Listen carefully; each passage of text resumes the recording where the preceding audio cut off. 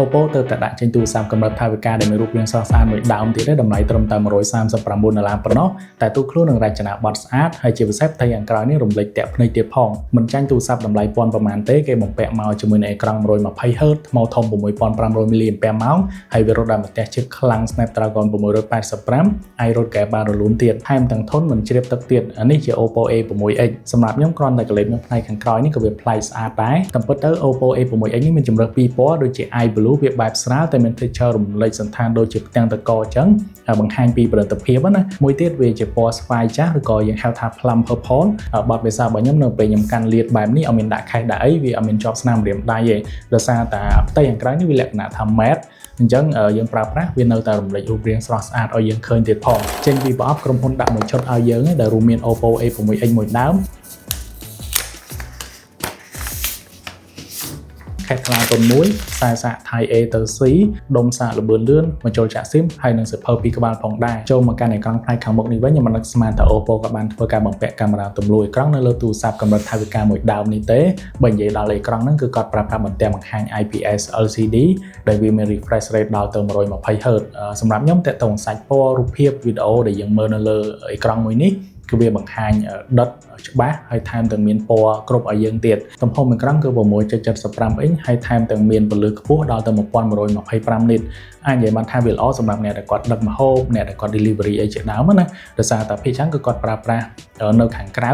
អញ្ចឹងពន្លឺដែលបង្ហាញចេញមកគឺនៅតែច្បាស់ទោះបីជាក្រោមថ្ងៃក៏ដោយខ្ញុំក៏បានតែអេក្រង់ 120Hz នៅលើទូរស័ព្ទមួយនេះដែរមួយខ្ញុំដាក់ 120Hz ហើយមួយទៀត 60Hz អញ្ចឹងយើងអាចឃើញថា 120Hz ហ្នឹងគឺវារអិលហើយបើនិយាយដល់ការអូសកម្មវិធីជាខ្សែណាល្អល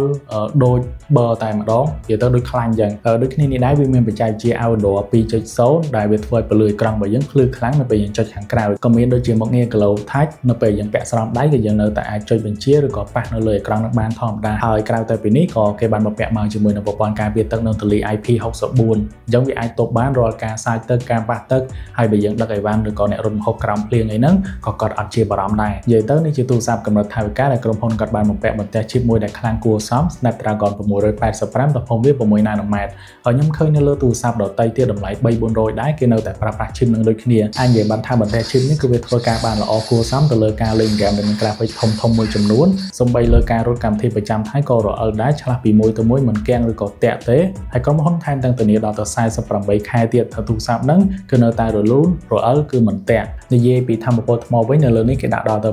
6500mAh ហើយចំណុចមួយដែលខ្ញុំសង្កេតឃើញបើទោះបីជាថ្មធំបែបហ្នឹងក៏ដោយប៉ុន្តែកម្រាស់ទូរស័ព្ទហ្នឹងគឺស្ដើងមិនជាក្រាស់ទេទូទៅយើងអាចមើលវីដេអូជាប់ជាង13ម៉ោងប៉ុន្តែបើយើងលេងហ្គេមអនឡាញវិញដូចជា Mobile Legends ខ្ទង់ប្រហែលជាជាង9ម៉ោងដែរបើយើង standby ត្រឹមតែការប្រើប្រាស់ call ដល់ទៅ38ម៉ោងខាងក្រោយនេះក្រុមហ៊ុនបានបំពាក់កាមេរ៉ា Gold ទំហំ13 megapixel វាអាចទាញសាច់ detail បានល្អគួរសមពណ៌ត្រឹមត្រូវច្រើនដោយរូបផ្ទៃមេឃនិងទេសភាពដែលខ្ញុំថតនេះក៏វាមិនចាញ់ឆេះអីដែរហើយខ្ញុំក៏បានធ្វើការសាកប្រើប្រាស់ជាមួយនឹងមុខងារ Portrait ក៏វាធ្វើការកាត់ត្រេបានល្អច្រើនប្រកបណាស់នៅលើនេះគឺមាន AI ច្រើនជំនួយទៅលើរូបដូចជា AI លុបវត្ថុចេញពីរូប AI លុបចំណាំងផ្លាត AI បំបត្តិព្រាលហើយនិង AI ជួយបង្កើនគុណភាពរូបជាដើមហើយនិយាយទៅលើប្រព័ន្ធប្រតិបត្តិការវិញគឺវារត់ដោយ Android 15ហើយបំពាក់ដោយស្បែក ColorOS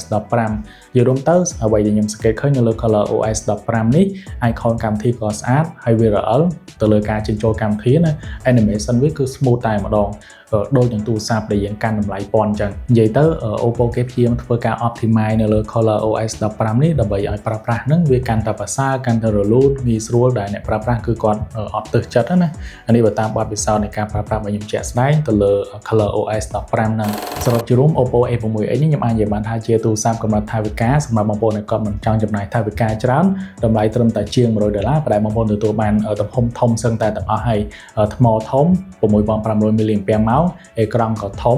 6.75 អ៊ីនហើយថែមទាំងមាន refresh rate 120Hz ទៀតកម្លាំងម៉ាស៊ីនក៏វាមិនអន់ដែររត់ដោយ Snapdragon 685អញ្ចឹងវាគ្រប់គ្រាន់សម្រាប់ការប្រើប្រាស់ប្រចាំថ្ងៃ